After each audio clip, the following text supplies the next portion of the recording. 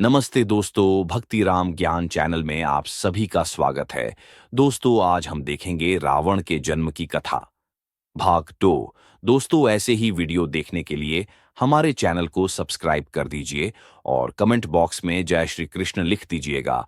Bell icon को press कर दीजिए। तो चलिए दोस्तों, अब बढ़ते हैं कथा की और रावण के जन्म की। कथा भाग 2। अगस्त्य मुनि ने कहना जारी रखा। पिता की आज्ञा पाकर कैकसी विश्रवा के पास गई। उस समय भयंकर आंधी चल रही थी। आकाश में मेघ गरज रहे थे। कैकसी का अभिप्राय जानकर विश्रवा ने कहा कि भद्रे, तुम इस कुबेला में आई हो। मैं तुम्हारी इच्छा तो पूरी कर दूंगा, परंतु इससे तुम्हारी संतान दुष्ट स्वभाव वाली और क्रूर कर्मा होगी। मुनि की बात सुनकर कैकसी उनके चरणों में गिर पड़ी और बोली कि भगवन, आप ब्रह्मवादी महात्मा हैं। आपसे मैं ऐसी दुराचारी संतान पाने की आशा नहीं करती, अतः आप मुझ पर कृपा करें। कैकसी के वचन सुनकर मुनि विश्रवा ने कहा कि अच्छा, तो तुम्हारा सबसे छोटा पुत्र सदाचारी और धर्मात्मा होगा। इस प्रकार कैकसी के 10 मुख वाले पुत्र का जन्म हुआ, जिसका नाम दशग्रीव रखा गया। उसके पश्चात कुंभकर्ण, शूर्पणखा और विभीषण के जन्म हुए। दशग्रीव और कुंभकर्ण अत्यंत दुष्ट थे, किंतु विभीषण धर्मात्मा प्रकृति का था। अपने भाई वैश्रवण से भी अधिक पराक्रमी और शक्तिशाली बनने के लिए दशग्रीव ने अपने भाइयों सहित ब्रह्मा जी की तपस्या की।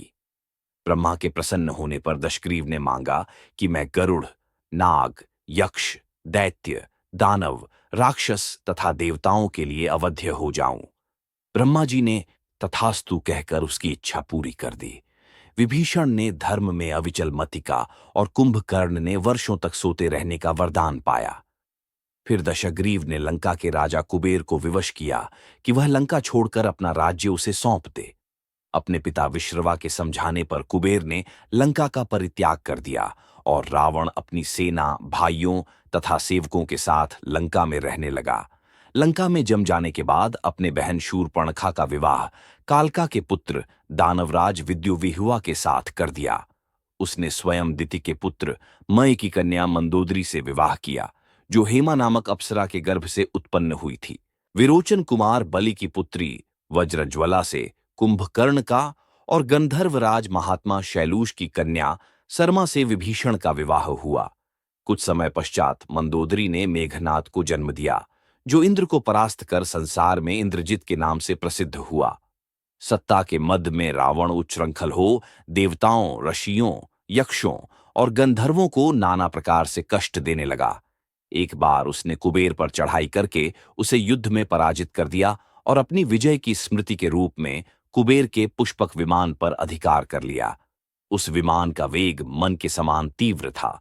वह अपने ऊपर बैठे हुए लोगों की इच्छानुसार छोटा या बड़ा रूप धारण कर सकता था। विमान में मणि और सोने की सीढ़ियां बनी हुई थीं और तपाए हुए सोने के आसन बने हुए थे।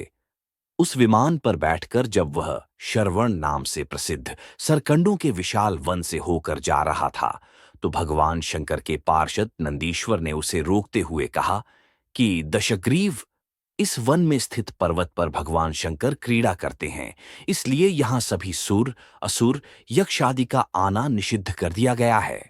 नंदीश्वर के वचनों से क्रुद्ध होकर रावण विमान से उतरकर भगवान शंकर की ओर चला।